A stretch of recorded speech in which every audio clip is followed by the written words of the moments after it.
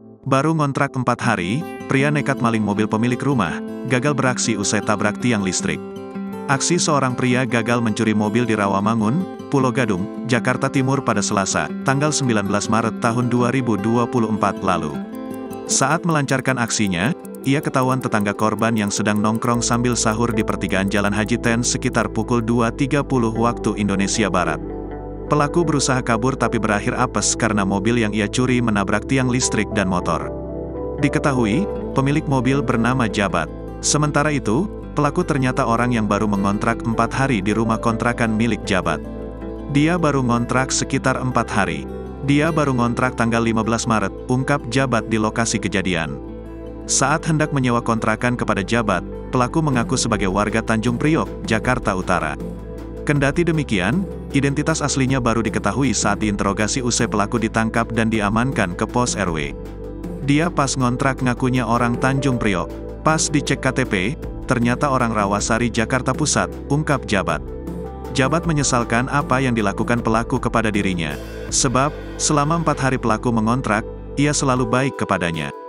Selain itu, apapun yang ditanya pelaku pun dijawab dan dijelaskan secara gamblang oleh Jabat. Sebelumnya, mobil Jabat dicuri oleh salah satu penghuni kontrakannya. Ia berhasil mengambil kunci mobil dari warung Jabat.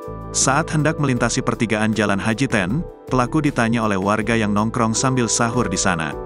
Pasalnya, warga mengenali mobil Jabat, tetapi tidak mengenali sang sopir. Ketika ditanya, pelaku mengaku sebagai adiknya Jabat. Beruntung, ada warga yang mengenal semua adiknya Jabat. Dari situ, warga meneriaki maling ke pelaku. Pelaku berusaha kabur dengan menancap gas. Namun, mobil malah menabrak tiang listrik di pertigaan itu. Saat belok kiri ke arah jalan raya, pelaku kemudian menabrak motor warga yang sedang terparkir.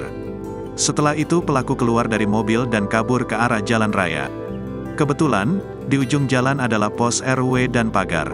Beruntung, pagar sedang ditutup dan pos RW dijaga oleh warga dan anggota TNI Polri, yakni Babin Kamtipmas dan Babinsa.